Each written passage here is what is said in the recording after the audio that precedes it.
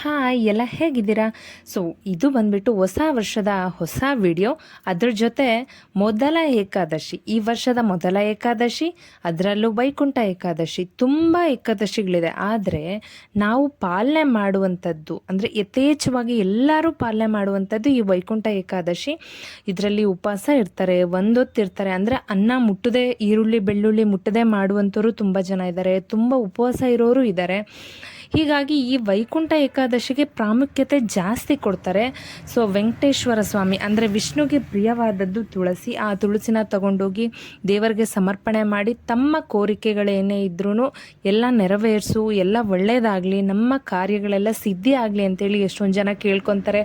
ಆಯಸ್ಸು, ಆರೋಗ್ಯ, ಅಂತಸ್ತು ಎಲ್ಲ ವೃದ್ಧಿಯಾಗಲಿ ಅಂತ ಕೇಳ್ಕೊತಾರೆ. ಇನ್ನು ಕೆಲವರು ಮನಃಶಾಂತಿ ಇರಲಿ ಅಂತ ಕೇಳ್ಕೊತಾರೆ.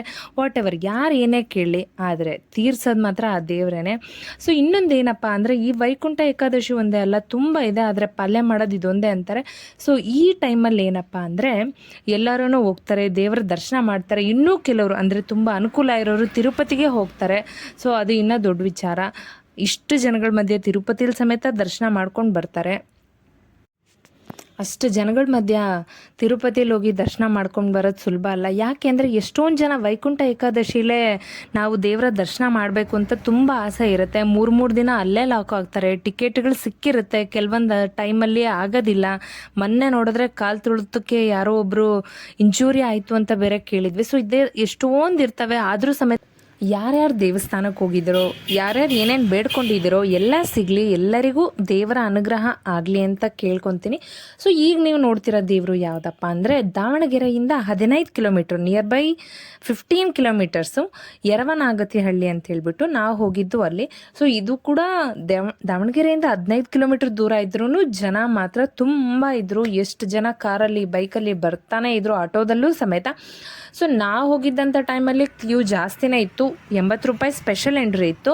ಸೊ ಆ ಸ್ಪೆಷಲ್ ಎಂಟ್ರಿಲಿ ಹೋಗಿ ದರ್ಶನ ಮಾಡ್ಕೊಂಡು ಬಂದ್ವಿ. ಆ ದರ್ಶನ ದೇವ್ರದ್ದು ಹೇಗಾಯಿತು ಅಂತ ನಾನು ನಿಮಗೆ ತೋರಿಸ್ತಾ ಇದ್ದೀನಿ. ಸೊ ನೀವು ನೋಡ್ತಿರಬಹುದು. ಸೊ ನಾನು ನನ್ನ ಮಗಳ ಜೊತೆ ಹೋಗಿದ್ವಿ.